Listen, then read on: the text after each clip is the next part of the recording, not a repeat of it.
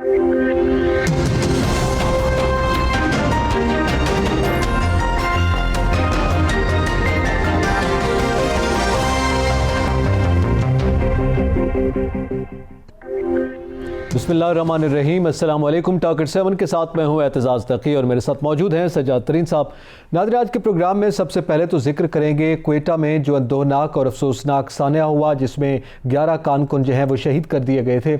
उसके बाद जो पेशरफ्त हुई है उसमें एक तो गुज़िश्ता रोज़ भी सूबाई काबीना का वफ़द जो है सूबाई सतह पर बलूचिस्तान का वो वफ़द गया, हुकूमती वफ़द, उनसे मुज़ाकरात नाकाम हुए। फिर वज़ीर दाखिला शेख रशीद वहाँ पर पहुँचे, उनसे मुज़ाकरात नाकाम हुए और मुतालबा किया गया मुज़ाहिरीन की जानिब से कि वज़ीर आज़म या कोई ऐसा अहम ज़िम्मेदार शख्स हमारे साथ मुज़ाकरात करे जिस पर हमें यकीन हो। आज फिर सूबाई सतह पर बलूचिस्तान का एक वफ़द गया, वो वहाँ पर भी मुज़ाकरात नाकाम हुए, वो लाशें रख कर बैठे हैं और अभी तक एहतजाज और मुज़ाहरा जारी है। इसके साथ साथ ये पेशरफ्त तो हुई है, इसके बाद क्या कुछ हो रहा है, क्या होगा क्या नहीं होगा। विफाकी काबीना का जो इजलास था वज़ीर आज़म की ज़ेर सदारत, उसमें भी इस मामले को डिस्कस भी किया गया और आज़म का इरादा किया गया कि दहशत गर्दी के ख़िलाफ़ जो है वो जंग जारी रखी जाएगी और इसका बदला जो है वो उनके लवाहिकीन को दिया जाएगा। ये अपनी नौयत की ज़रूर गुफ्तगू है, मगर अभी तक उनके मुतालबात पूरे नहीं हुए हैं। इसके साथ साथ जो इस्लामाबाद में अफसोसनाक वाक़या हुआ था, उसामा नदीम सती का कत्ल, एक नौजवान लड़के का जिसे कानून के रखवालों ने और रियासत के आम शहरियों की हिफाजत करने वालों ने खुद ही कत्ल कर दिया था। उसके वालिद का आज उन्होंने प्रेस कॉन्फ्रेंस की है, उनका यह बयान सामने आया है। उनका यह कहना है कि उनके बेटे को एक तो गाड़ी के अंदर गोली नहीं मारी गई क्योंकि गाड़ी में खून के निशान मौजूद नहीं हैं, बल्कि उन्हें गाड़ी से उतार कर उसामा को जो है वो कत्ल किया गया। और इसके साथ साथ उन्होंने ये भी इल्ज़ाम आयद किया कि पुलिस जो है वो सबूत मिटाने की कोशिश कर रही है, यानी वो अपने पेटीबंद भाइयों का साथ देने की कोशिश कर रही है। ये इल्ज़ामात उसामा के वालिद की जानिब से सामने आए हैं। इसके साथ साथ हम जिक्र करेंगे, आज कोर कमांडर कॉन्फ्रेंस भी हुई GHQ में, और उसमें जहाँ मुल्क की दाखिली और बैरूनी सिक्योरिटी सूरत हाल का जायज़ा लिया गया, सरहदों के हवाले से जायज़ा लिया गया, वहीं पर सानिया क्वेटा के हवाले से भी गुफ्तगू की गई और दहशत गर्दी के ख़िलाफ़ जंग के अज़्म का इरादा किया गया। इसके साथ साथ हम जिक्र करेंगे, एक अहम पेशरफ्त हुई है। GCC का इजलास सऊदी अरब में जारी है, जो कि गल्फ़ ममालिक पर मुश्तमिल एक कमेटी है, उसका इजलास ये होता है और उसमें सऊदी अरब और कतर के दरमियान जो तनाज़ात थे उसमें एक इंतहाई अहम पेशरफ्त हुई है और एक अहम वाहिदा होने जा रहा है। सज्जाद तरीन साहब, वाक़या जिसका जिक्र हम गुज़िश्ता रोज़ भी हमने किया अपने प्रोग्राम में और ज़ाहिर है हर जगह पे हो रहा है, ये एक अफसोसनाक सानिया था। मुज़म्मती बयानात जारी हैं, मगर 3 हुकूमती वफूद, 2 दफ़ा तो सूबाई हुकूमत के और एक मरतबा वज़ीर दाखिला शेख रशीद पहुँचे, मुज़ाकरात नाकाम हो रहे हैं और उनका यह मुतालबा है कि वज़ीर आज़म ख़ुद या कोई उन जैसा कोई अहम शख्स जो है उनके साथ मुज़ाकरात करे। लेकिन अभी तक वज़ीर आज़म वहाँ पर नहीं गए और वो लोग सख्त सर्दी में लाशें रख कर बैठ कर एहतजाज कर रहे हैं। मैं समझता हूँ कि चंद साल पहले भी इस किस्म के वाक़यात हुए थे। आपको याद होगा जब पीपल्स पार्टी इक़्तिदार में थी और राजा परवेज़ अशरफ साहब प्राइम मिनिस्टर थे, तो वो उस वक्त भी उन्होंने यही मुतालबा किया था। तो उस वक्त पीपल्स पार्टी ने ये समझा कि इनके दुखों पर मरहम रखने का यही तरीका है कि प्राइम मिनिस्टर वहाँ जाए और वहाँ की गवर्नमेंट ख़त्म कर दे। और वो ऐसा हुआ जी, क्योंकि वो समझते थे कि उनका मुतालबा था कि जो बलूचिस्तान गवर्नमेंट है रईसानी साहब वाली, वो हमें तहफ़्फ़ुज़ देने में नाकाम रही है। मैं ये समझता हूँ कि अब भी प्राइम मिनिस्टर को जाना चाहिए। बड़ा दुख और दर्द भरा वाक़या है, इस पर जितना अफसोस किया जाए ये कम है। और मैं समझता हूँ हमारा दुश्मन जो है वो इसी ताक में रहता है, जब उसको मौका मिलता है। फिर आप ये देखें कि एक जो बैनुल-अक़वामी दहशतगर्द की तंजीमें जो बैनुल-अक़वामी सतह पर कलदम हो चुकी है, जिसके ख़िलाफ़ बहुत सारे एक्शन हो चुकी हैं, वो उस तंजीम के लोगों ने ये कहा कि जी हमने ये वारदात की है और उन्होंने कबूल किया। तो क्या इस वारदात में जो लोग इस्तेमाल हुए, जिन लोगों ने ये सारा कुछ किया, उनको ज़मीन तो नहीं खा गई ना, ये आसमान खा गया। बिल्कुल, ये बड़ी तो यहीं कहीं। तो मैं समझता हूँ उनको तलाश करना चाहिए और उनको गिरफ्तार करना चाहिए और मुतालबात जो है वो भी मानने चाहिए, पूरे करने चाहिए। इस पर मज़ीद भी गुफ्तगू करते हैं। हम जरा अपडेट्स ले लें। हमारे साथ लाइन पर मौजूद हैं ब्यूरो चीफ क्वेटा हैं अब्दुल गनी काकड़ साहब। बहुत शुक्रिया अब्दुल गनी काकड़ साहब वक्त देने का। आपसे जानना चाहेंगे कि अब तक इन मामलात पर मुज़ाकरात के हवाले से, मुज़ाहिरीन के मुतालबात के हवाले से क्या पेशरफ्त हुई है? देखिए, अब तक जो मुज़ाकरात किए गए हैं दरना मुज़ाहिरीन के साथ सूबाई सतह पर और इसी तरह फिर मरकजी सतह पर जो कल भी शेख रशीद जब कोयटा आए थे तो उन्होंने वफाकी हुकूमत का मौक़िफ़ जो था वो सामने रखा था। लेकिन ये जो मुज़ाकरात अब तक किए गए हैं ये बेनतीजा इसलिए साबित हुए हैं क्योंकि अभी तक कोई ऐसा मुस्बत जो पहलू है इन मुज़ाकरात का वो सामने नहीं आ सका है। एक तरफ दरना जो मुजाहिरीन है उनका ये मौक़िफ़ है कि सूबाई हुकूमत और इसी तरह फिर मरकजी हुकूमत उन्हें ऐसा कोई मौक़िफ़ वाज़े करके नहीं बता रहे हैं कि अगर वो ये धरना ख़त्म करते हैं तो ऐसा कौन सा स्टेप है जो उठाया जाएगा ताकि मुस्तकबिल में उनके जो यहाँ पे लोग मुकीम है हज़ारा कम्युनिटी के, चाहे वो कोयटा में हो या बलूचिस्तान के दीगर हिस्सों में हो, उनको तहफ़्फ़ुज़ हासिल हो। इसी तरह फिर उनका ये एक मौक़िफ़ ये भी है कि इसी तरह की यकीन दहानियाँ चूँकि माजी में भी उनको कराती रही है हुकूमत और उन यकीन दहानियों के नतीजे में उन्होंने हुकूमती जो मौक़िफ़ था वो तस्लीम भी किया था और कई बार यहाँ पे धरने शुरू किए गए और कई दिनों तक जारी रहे।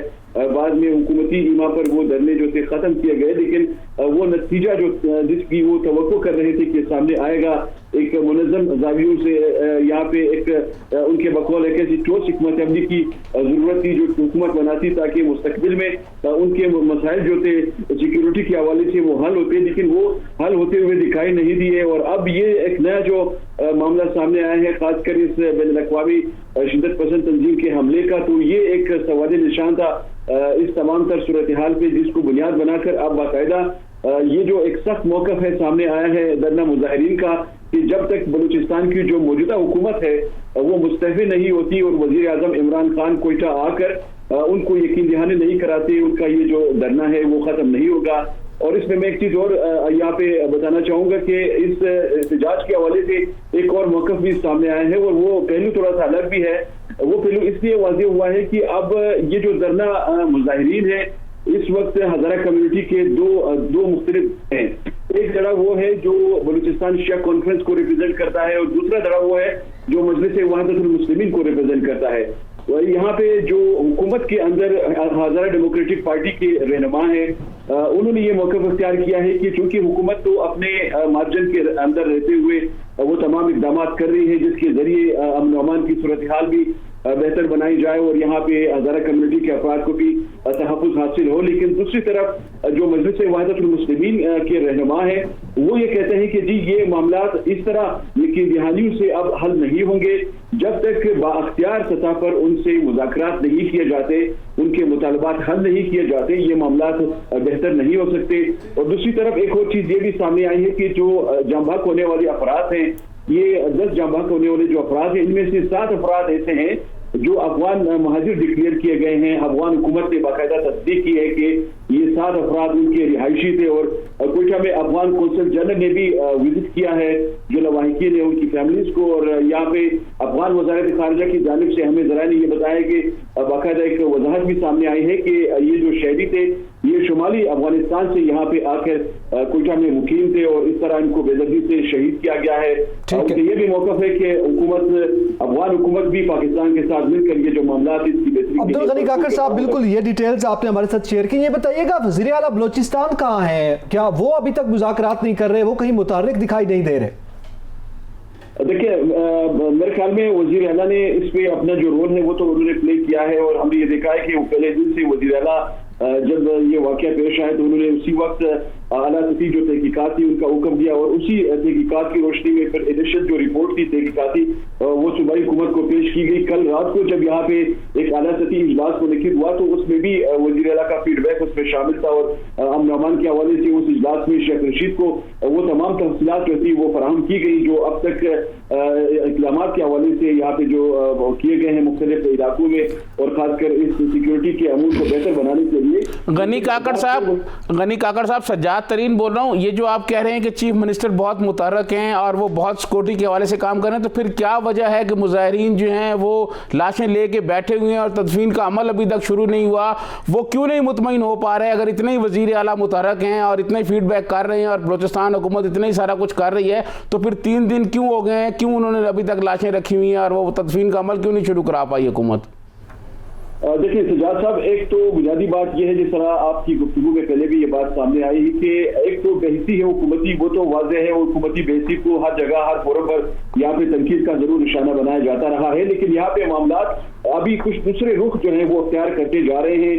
जो एहतजाजी मुजाहिरीन हैं उन्होंने ये मौक़िफ़ अख्तियार किया है कि वो बलूचिस्तान हुकूमत को तस्लीम ही नहीं करते। वो समझते हैं कि बलूचिस्तान की मौजूदा जो मखलूत हुकूमत है वो इतनी बाख्तियार नहीं है कि उनके जो मुतालबात हैं वो हल कर सके। इसीलिए जो भी डेलीगेशन सूबाई हुकूमत की जाती है उनके पास, वो उनके साथ जरूर बात तो कर लेते हैं, लेकिन उनके जो मौक़िफ़ है वो उनको उसी मौके पर अधूरा छोड़ कर रह जाते हैं। इसलिए कि वो ये कहते हैं कि पहले भी सूबाई हुकूमत हमें यकीन दहानियां कराती रही है, लेकिन हमें न तहफ़्फ़ुज़ फराहम किया गया और न ही हमारे देरीना जो मसाइल थे वो हल किए गए। तो अब ये मामला इस नहज तक इसीलिए आप पहुंचे हैं कि जाम कमाल ने इसीलिए वफाकी हुकूमत को यहाँ पे हमें ये इत्तला मिली है कि इंगेज किया है कि वो बराह रास्त ये मुज़ाकरात भी खुद करें। और इसीलिए शेख रशीद यहाँ पे आए थे और वज़ीर आज़म इमरान खान की खुसूसी दिलचस्पी से ये मामला आगे बढ़ाने की कोशिश की गई थी ताकि ये अफ़वाह तफरीक के साथ ये मामला हल किया जाए और हल हो सके। जी बहुत शुक्रिया अब्दुल गनी काकड़ साहब, आप हमारे साथ मौजूद थे और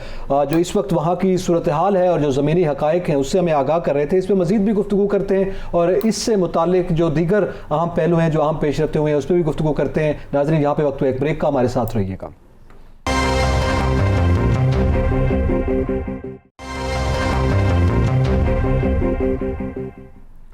वेलकम बैक नाजरीन, बात कर रहे हैं सानिया बच के हवाले से। इस वक्त सजात तरीन साहब अभी गुफ्तगू हुई है, हमारे पास जो अपडेट्स अब तक थी हमारे नुमाइंदे हमें बताएंगे। अब सवाल ये है कि ज़ाहिर है वो एक तो हुकूमत बलूचिस्तान का इस्तीफ़ा मांग रहे हैं जो मुजाहिरीन हैं, और वज़ीर आज़म ने आज जो काबीना का इजलास हुआ उसमें भी ये डिस्कस हुआ और 8 पॉइंट्स थे उनके मुतालबात के, जिसमें से 7 पॉइंट्स को तो तस्लीम कर लिया गया है और 1 पॉइंट मेरे ख्याल में यही बलूचिस्तान हुकूमत का जो मामला था उस पर अभी तक आगे पीछे हो रही है हुकूमत। ज़ाहिर है उस पर कुछ मामलात बाया तकमील तक नहीं पहुँच रहे, लेकिन सवाल यह वज़ीर आज़म खुद क्यों नहीं जा रहे? वो अगर बुला रहे हैं कि जनाब आप आके हमारे साथ मुज़ाकरात करें। एक तो मैं समझता हूँ वज़ीर आज़म पाकिस्तान को जाना चाहिए, उनसे बात करनी चाहिए। उनका दुख, वो उन्होंने क्या कहना है, अपना दुख सुनाना है, अपना गम सुनाना है और अपनी जो मुश्किलात उनको दरपेश हैं वो सुनाना है। जो उनकी जानें जा रही हैं, कीमती लोगों की जानें, उनके लोग तो कीमती हैं उनके लिए, उनकी जानें जा रही हैं। आपको पता होगा कि बैनुल-अक़वामी मीडिया पर भी आ रहा है कि एक वहाँ मासूमा नाम की खातून है जिसने कहा हम 6 बहनें हैं और हमारा एक ही भाई था और उसमें वो शहीद हो गया और उसका जनाजा हम खुद उठाएंगे, हमारे यहाँ को मर्द नहीं उठाने वाला। अब आप बताएं, तो ये उनका गम है। प्राइम मिनिस्टर को वहाँ जाना चाहिए। बाकी आपने इन प्राइम मिनिस्टर के जो वज़ीर हैं उनकी तो आपने काबिलियत कल देख ली ना, शेख रशीद साहब। वैसे तो वो पता नहीं कौन कौन से जो है ना अपोजिशन के मास फतह करने निकल जाते हैं और अपोजिशन को पता नहीं अंदर करने के और अपोजिशन को कुर्बानी से पहले कुर्बानी और पता नहीं क्या कुछ सुनाते रहते हैं। झाड़ू फिरने वाला है, सफाया फिरने वाला है और उनकी अपनी सलाहियतें आप देख लें कि वो मुजाहिरीन से कामयाब मुज़ाकरात नहीं कर सके। इससे बड़ी और नाकामी क्या होगी? चलिए इस पर मज़ीद भी गुफ्तगू करते हैं। पाकिस्तान पीपल्स पार्टी की मारूफ रहनुमा पुलवैशा खान हमारे साथ लाइन पर मौजूद है। बहुत शुक्रिया पुलवैशा साहब वक्त देने का। आपसे ये हम जानना चाहेंगे कि ज़ाहिर है हज़ारा कम्युनिटी के साथ जो कुछ हुआ, सानिया बच पूरी कौम उस पर अफसुर्दा है। उन्होंने कल पुकारा है PTM के रहनुमाओं को, अपोजिशन को, बिलावल भुट्टो जरदारी साहब को, मरियम साहबा को, मौलाना साहब को। तो इस हवाले से आप हमें बताइएगा कि क्या आपकी क़यादत भी वहाँ पर उनके ज़ख्मों का पर मरहम रखने के लिए जाने का प्लान रख रही है? देखिए जी, प्लान रखना ना रखना अलग बात है, ये कौमी फरीज़ा है।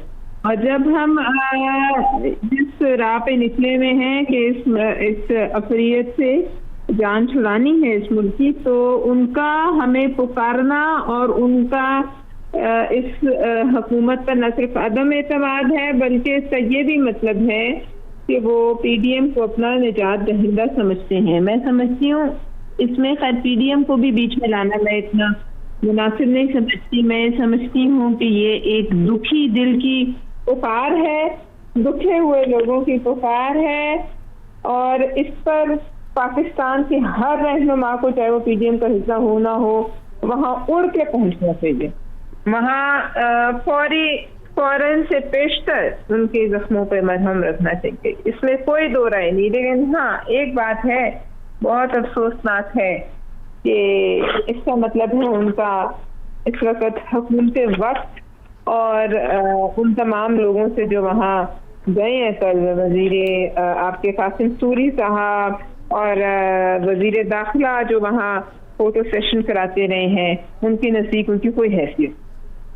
नहीं परवशा साहिबा, आप ये बताएं कि ये लोग जो हैं वो तो लाशें रख के बैठे हुए हैं और वो मतलब एहतजाज कर रहे हैं, ये क्या अमल करे हुकूमत के ताकि कम से कम वो उनको सुपुर्द खाक तो कर दिया जाए जो लाशें उन्होंने रखी हुई हैं।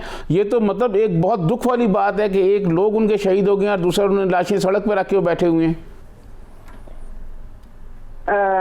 देखिए जी, इससे ज्यादा दुख आप अंदाजा लगा सकते हैं कि अल्लाह रहम करे कि किसी को अगर ये पता चले तो प्यारा ज़िबा हुआ है तो वो किस कर्ज से गुजरता होगा। जी यकीनी तौर पर आप सोच सकते हैं। सोच भी नहीं सकता जी कोई। तो मुझे ये बताइए कि ये कोई जानवर तो नहीं है ना। वज़ीर आज़म साहब का मैंने केस देखे, मुझे बड़ा अफसोस हुआ। शेख रशीद के साथ मिल रहे थे और मुस्कुरा रहे थे, किस बात पे? क्या मार्का मारे उन्होंने? क्या नहीं उन्होंने कहा और किया इस मुल्क के हर स्टेट के। वो उसामा के आपने वालिद को सुना है आज वो क्या कह रहे थे कि मुझे 3 दिन से नींद नहीं आई जी। जान कमाल को कैसे नींद आ रही है दुबई में? बिल्कुल ये सवालात हैं परवशा साहब। ये विरासत है या ये डायन है जो अपने बच्चे खाती है? परवशा खान साहब बहुत शुक्रिया, आपने अपना वक्त दिया और हमसे गुफ्तगू की। जाहिर है इस पर अफसोस ही किया जा सकता है ना, अब अपोजिशन के कांधों पर वो जिम्मेदारी तो नहीं है जो हुकूमती कांधों पर है। जाहिर है मुतालबा करते हैं और ये पाकिस्तान पीपल्स पार्टी की नुमाइंदगी कर रही थी परवशा साहबा, तो यकीनी तौर पर उनके दौर में भी एक इस नौयत का वाक़या हुआ था, इसी तरह मुजाहरा किया गया था और बलूचिस्तान हुकूमत जो है वो चली गई थी और वहाँ पर गवर्नर राज उनके मुतालबे पर लगाया गया था। तो अब उनसे मज़ीद क्या सवाल किया जा सकता है। लेकिन दूसरा हवाला जो भी दिया है परवशा साहबा ने, उसामा वाला, उनके वालिद की यकीनी तौर पर आपने भी गुफ्तगू सुनी और हमने भी सुनी। ये उसमें एक नई पेशरफ्त हुई है, एक ट्विस्ट आया उस मामले में कि पहले तो हम ये देखते रहे, फुटेज में भी ये बात सामने आती रही कि जनाब गाड़ी के फ्रंट जो स्क्रीन है उसमें गोलियां मारी गई हैं और वो सर्कल लगा के दिखाई गई हैं। लेकिन वो कहते हैं कि जनाब सीटों पर तो खून के निशान ही नहीं है, ना तो गाड़ी के पीछे से गोलियां मारी गई ना आगे से, बल्कि उतार कर बच्चे को जो है वो कत्ल किया गया है। उनके वालिद के दुख भरी गुफ्तगू जो है, मेरे ख्याल में उस पर बात करने से पहले ज़रा उनकी गुफ्तगू सुनते हैं कि उसामा के वालिद नदीम सती साहब क्या कह रहे हैं। और कभी कहते हैं गोलियां आगे से लगी हैं, कभी कहते हैं पीछे से लगी हैं। मैं तो कहता हूं, मैंने तो जो अभी तक मेरी समझ में आई है, गोलियां ना गाड़ी के आगे से लगी हैं ना पीछे से लगी हैं। गाड़ी के बाहर निकाल कर, बच्चे को बाहर निकाल कर उन्होंने गोलियां मारी हैं। क्योंकि कल मेरा बेटा, दूसरा बेटा जब वहाँ पर गया है तो उसने देखा है कि ड्राइविंग सीट पर कोई निशान नहीं है।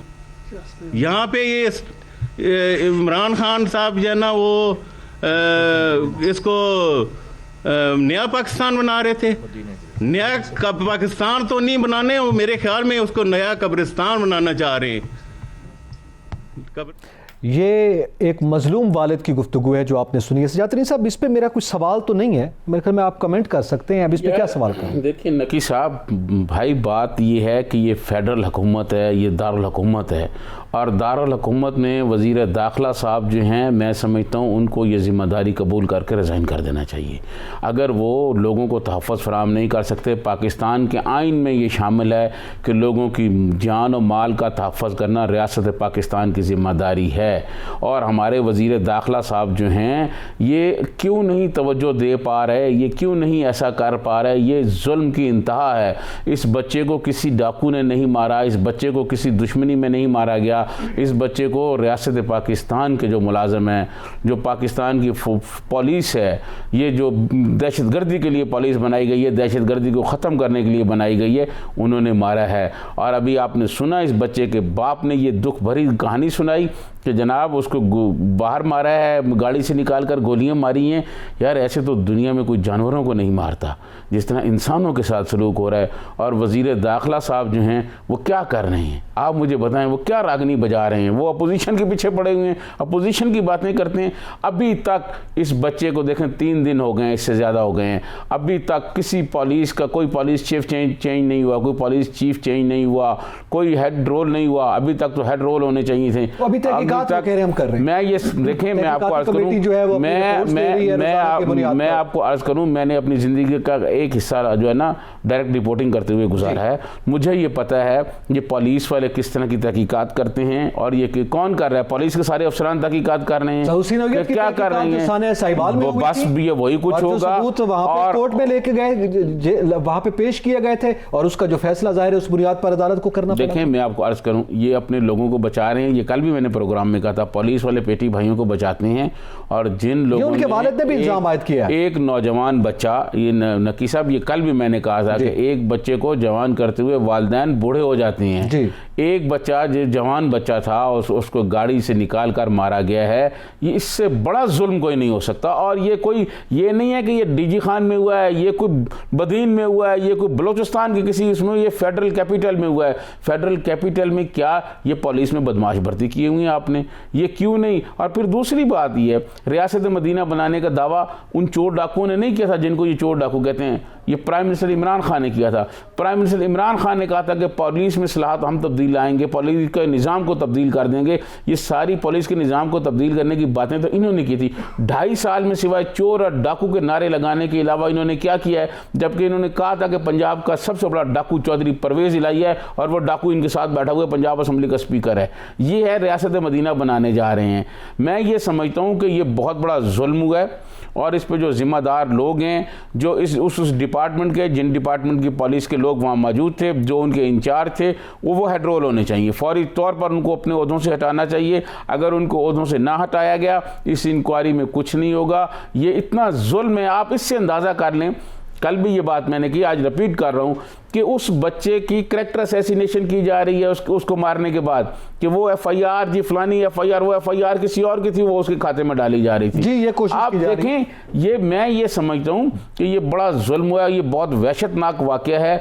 इस वाकया का उनके वालिद की बात सुननी चाहिए और उनकी डिमांड पे उनके मुताबिक तहकीकात भी होनी चाहिए और फिर उस पर फैसला भी होना चाहिए। मैं समझता हूँ जी, ये बहुत हाई लेवल का डेलीगेशन होना चाहिए। कोई हाई लेवल का डेलीगेशन जो है वो सुप्रीम कोर्ट की क़यादत में होना चाहिए, सुप्रीम कोर्ट के जज की सरबराही में होना चाहिए। वो आके इसकी इंक्वायरी करे। ये पुलिस वाले जो हैं ये अपने लोगों को बचा जाएंगे, कुछ नहीं होगा। पाकिस्तान ऐसा मुल्क है जी, बदकिस्मती से हम ऐसे मुल्क में रह रहे हैं जहाँ आए रोज़ कोई ना कोई इशू पैदा होते रहते हैं। अगले 4 रोज़ में आप देखेंगे, 5 रोज़ में कोई और इशू आ जाएगा। ये उसामा वाला इशू भी उसी तरह ही दब जाएगा जैसे कि पहले साहिवाल वाला दब गया है। बिल्कुल, ये एक बड़ी अहम बात की है और जाहिर है ये मुतालबा जो है वो सामने आ रहा है कि उनके वालिद के कहने पर एक तो जो वो कह रहे हैं उनको सुना जाए और फिर इसके साथ साथ एक गैर जानिबदार कमीशन हो, ताकि पुलिस जिस पर यह इल्ज़ाम है कि वो अपने पेटीबंद भाइयों को बचाने की कोशिश करेगी, अपने लोगों को बचाने की कोशिश करेगी, उनकी नुमाइंदगी ना हो, बल्कि गैर जानिबदार कमीशन जो है वो इसकी तहकीकात करे और जल्द करे और उस पर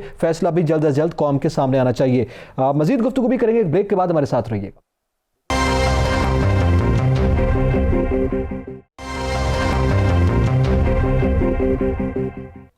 वेलकम बैक। ज़रा जिक्र करेंगे GHQ में कोर कमांडर कॉन्फ्रेंस हुई है जिसमें ज़ाहिर है जो सरहदी मामलात हैं और दाखिली सिक्योरिटी के मामलात हैं और खारजी सिक्योरिटी के मामलात हैं वो भी ज़ेर बहस आए। ऑपरेशनल तैयारियों का भी जिक्र हुआ और उसमें सानिया मच पे भी कमेंट किया गया और ये कहा गया कि बहुत अफसोसनाक सानिया हुआ है, लेकिन दहशत गर्दी को और दहशत गर्दों को हर सूरत शिकस्त दी जाएगी, इस आज़म का भी अदा किया गया। ज़्यादातर साहब, आज GHQ में भी ज़ाहिर है ये गूंज सुनाई दी। आपको पता है सानिया मच के हवाले से अक़वाम मुत्तहिदा में भी ये गुफ्तगू की गई। एंटोनियो गुतेरेस जो अक़वाम मुत्तहिदा के मौजूदा हेड है, वो उन्होंने भी ये स्टेटमेंट जारी की है।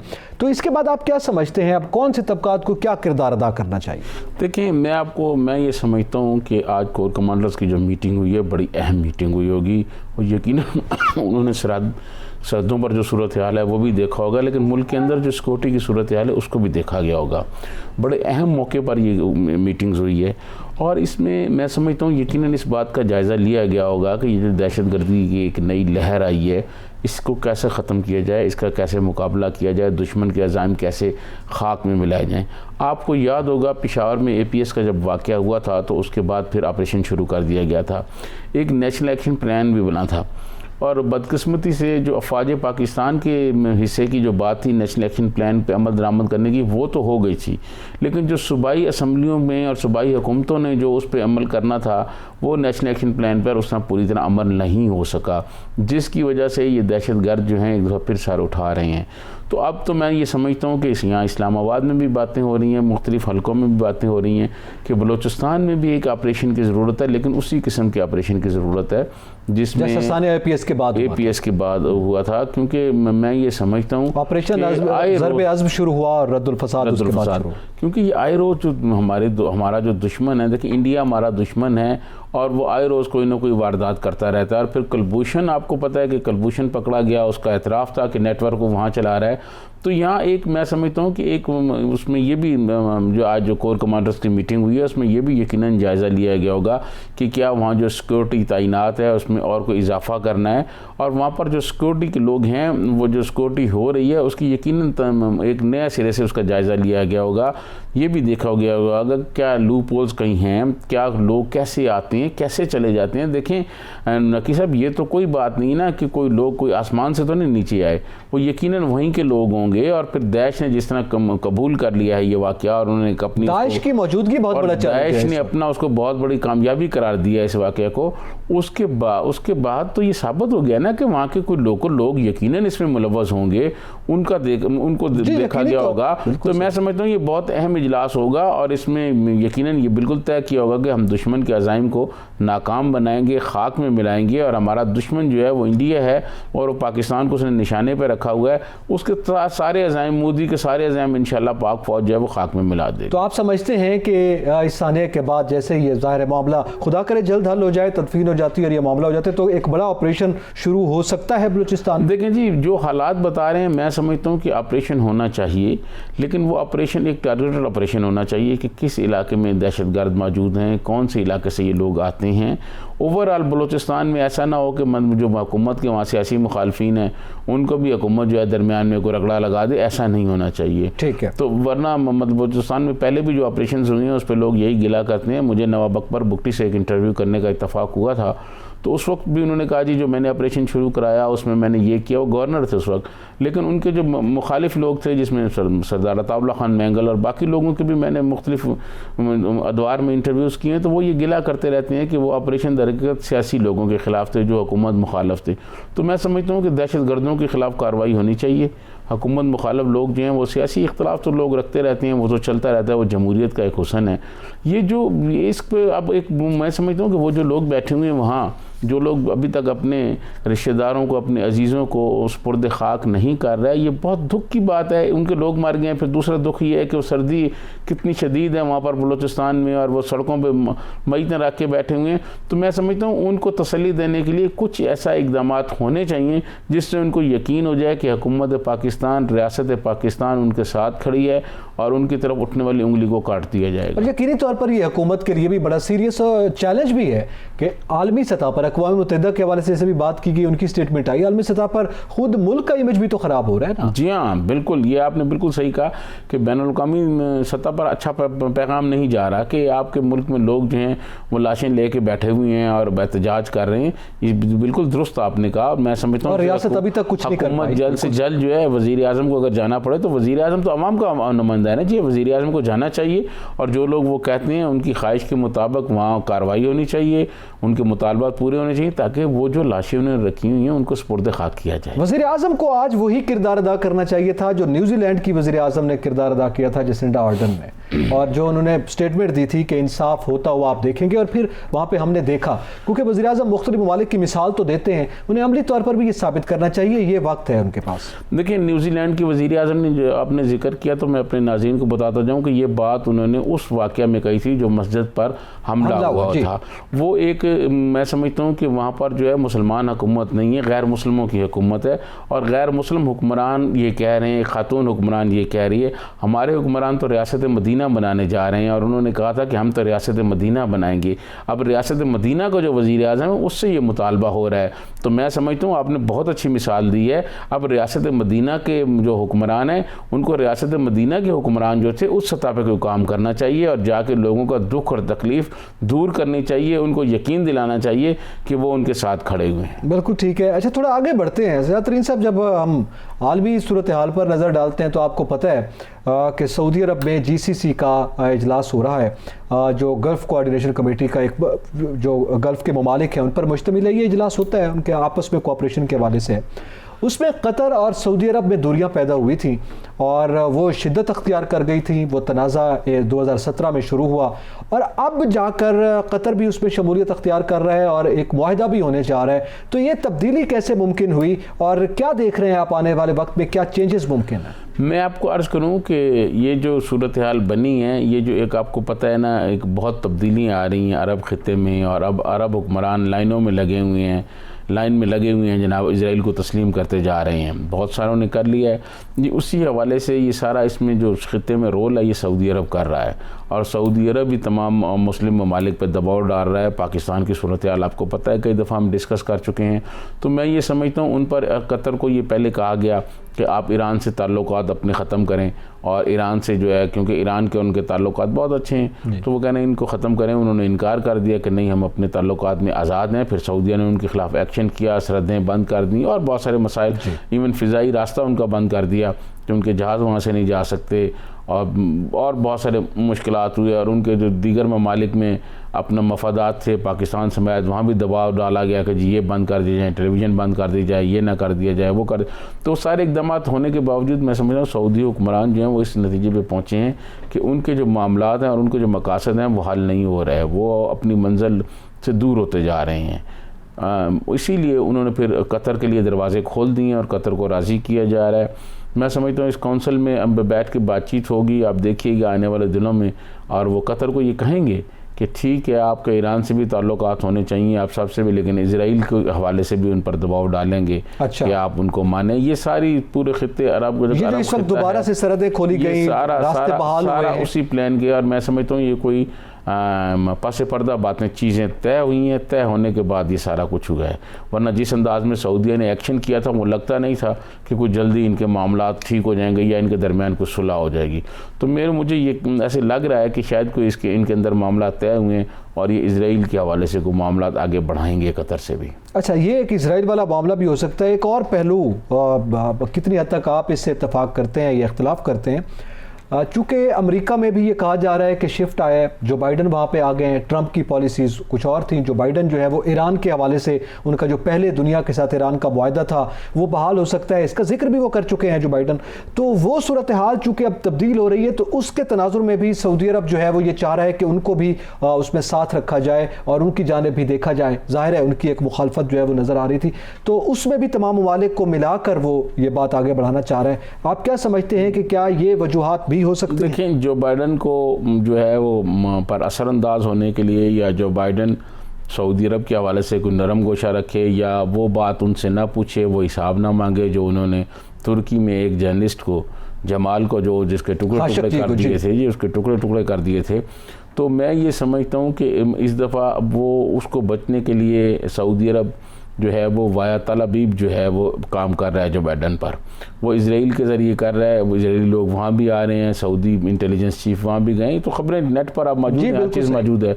तो वो उनके ज़रिए कोशिश कर रहा है, लेकिन वो साथ साथ जैसे उनके मुख्तलिफ ममालिक से, अरब ममालिक से उनके ताल्लुकात ठीक नहीं थे, जिसमें कतर भी था, यमन भी है, तो वो उनसे भी बेहतर करने की कोशिश कर रहे हैं। क्योंकि सऊदी हुक्मरानों को भी अब नज़र आ रहा है कि उनके अमेरिका में, वाशिंगटन में उनके लिए वो नरम गोशा नहीं है जो ट्रंप के ज़माने में था। जो बाइडन बिल्कुल मुख्तलिफ होगा, वो चीज़ों को जानता है, और जैसे आपने कहा उन्होंने बहुत सारी बातें की। जो आलमी मुआहदा जो है, आटमी आलमी मुआहदा जो है प्रेसिडेंट ओबामा ने किया था, उन्होंने ये कहा था कि हम उसमें वापस आ जाएंगे। तो ये सारी चीज़ें अब उस तरह नहीं रही। तो मैं समझता हूँ कि सऊदी अरब वाले कोशिश कर रहे हैं कि वो अपनी चीज़ों को कुछ सेटल कर लें या अपना कोई टाइम गुजार लें, लेकिन हालात ये बता रहे हैं कि चीज़ें अब तब्दील ज़रूर होंगी अरब दुनिया में और ख़ास तौर सऊदी अरब में। चीज़ें बिल्कुल तब्दील हो रही हैं और मेरे ख्याल में उसी की तैयारी में अपना असर रसूख जो है वो सऊदी अरब भी चाह रहा है और गल्फ़ के दीगर ममालिक भी अपना हिस्सा चाह रहे हैं उसमें। इसके साथ साथ जो सऊदी अरब का एक बड़ा मुतालबा अमेरिका से भी था, आलमी सतह पर भी था, और वो ये था कि चूँकि बार बार इसमें भी जो GCC का इजलास है, इससे पहले कुछ स्टेटमेंट्स उनके सऊदी अरब के अखबारात में भी सामने आई हैं, वहाँ पर कॉलम्स भी लिखे गए हैं, तो उसमें ये खबरें सामने आ रही हैं कि ये बयानात भी आई हैं कि यमन में और अरब ममालिक में बैरूनी ममालिक की जो मुदाखलत है उसका इशारा यकीनी तौर पर या ईरान हो सकता है या दीगर ममालिक भी हो सकता है, तो उनकी जो मुदाखलत है उसके हवाले से बड़े खदशात थे, जिसकी बुनियाद पर ट्रंप और उनके दरमियान एक इत्तेहाद था। तो उस खदशे को भी वो सामने रखेंगे और उस पर वो हम आवाज़ होना चाह रहे हैं, सबकी आवाज़ अपने साथ मिलाना चाह रहे हैं। देखें, ये पहले भी कोशिश हुई है। आपको याद होगा कि उन्होंने फ़ोर्स भी बनाई थी और उस फोर्स में भी किस किस्म के लोग और किस ममालिक के थे, और फिर यहाँ हमारे यहाँ ख़बरें भी छपी कि वो कौन सा इत्तेहाद है और उसमें किस किस्म के मुसलमानों के इत्तेहादों को की फ़ौज को शामिल किया गया और किस किस्म के नज़रअंदाज किया गया। ये पहले भी कोशिश की थी लेकिन वो मुयसर नहीं हुई। आप ये देखें कि हर साल जो सऊदी अरब है वो करोड़ों रुपए के असला साजो सामान ख़रीदता है अमेरिका से।